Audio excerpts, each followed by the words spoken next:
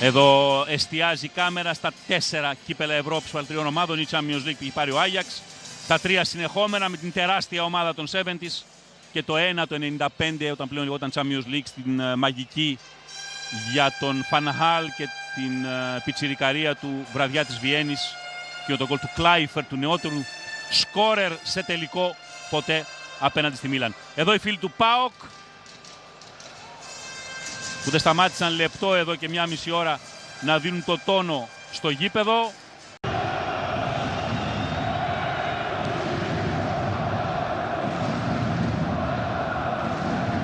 Κεφαλιά πάει προς τα πίσω, κυνηγάει ο ΠΑΟΚ.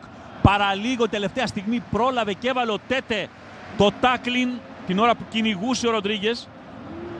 Αν δεν έβρισκε την μπάλα θα τον είχε γκρεμίσει. Αν όχι όπως τους είχαμε στο σχεδιάγραμμα. Το σουτ ξαφνικό, αλλά δεν είναι πολύ καλό. Πάντως είναι το πρώτο σουτ της βραδιάς από τον Κάσπερ Ντόλμπεργκ. Εδώ.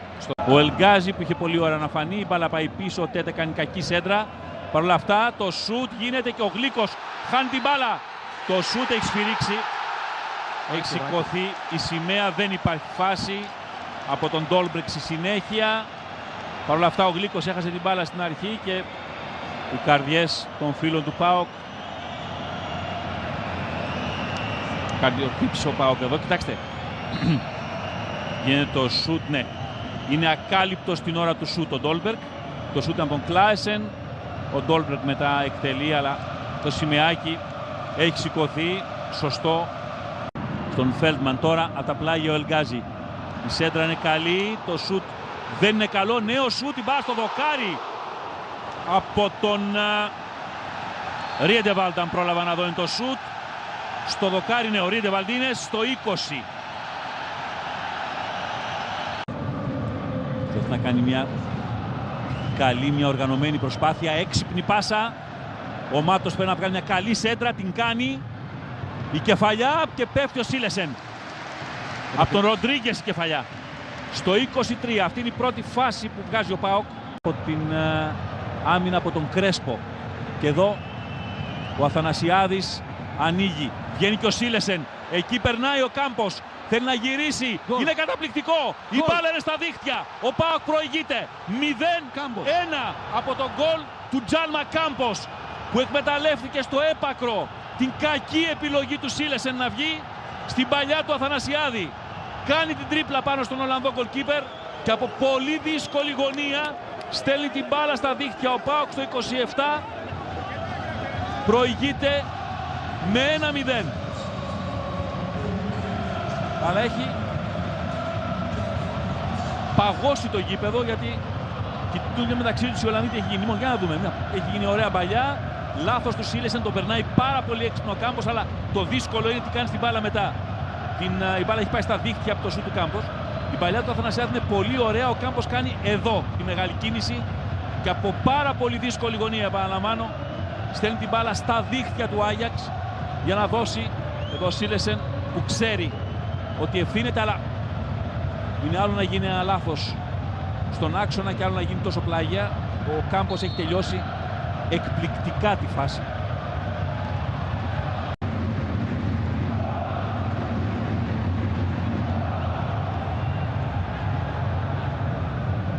Ωραίο το τακουνάκι ο Ροντρίγκες και πάλι γυρίζει την μπάλα. Ωραία το πλασέ το Αθανασιάδη ψηλά. Θα μπορούσε εδώ να γίνει το 0-2 στο 33.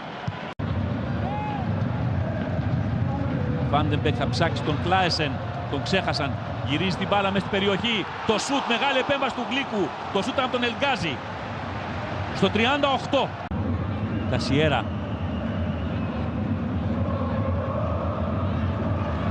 Ριντεβαλτ. Το 1-2 το σουτ στην κίνηση από τον Ντόλμπεργκ. Εύκολα ο Γλίκος.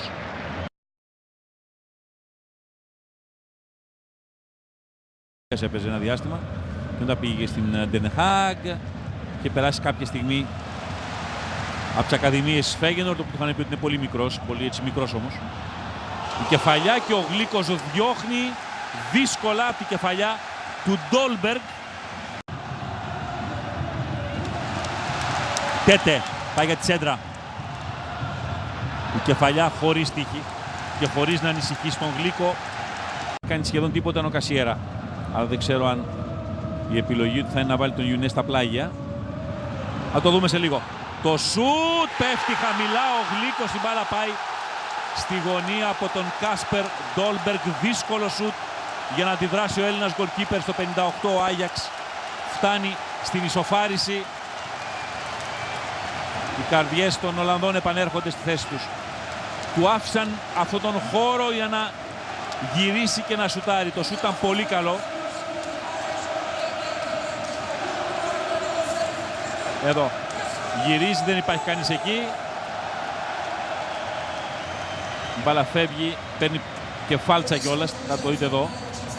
Ίσως βρήκε και λίγο πάνω στον Τζαβέλα. Πέφτει ο Γλίκος, αλλά δεν έχει τη δύναμη το χέρι του να της αλλάξει πορεία. Νομίζω ότι έχει βρει και λίγο στον Τζαβέλα, που σημαίνει ότι η μπάλα πήρε και έξτρα φάλτσα. 1-1. Συνήθως αυτό συμβαίνει στον Άγιαξ. Η απόκρουση του Τέτε. Ωραίο γέμισμα. Εδώ δεν υπάρχει offside.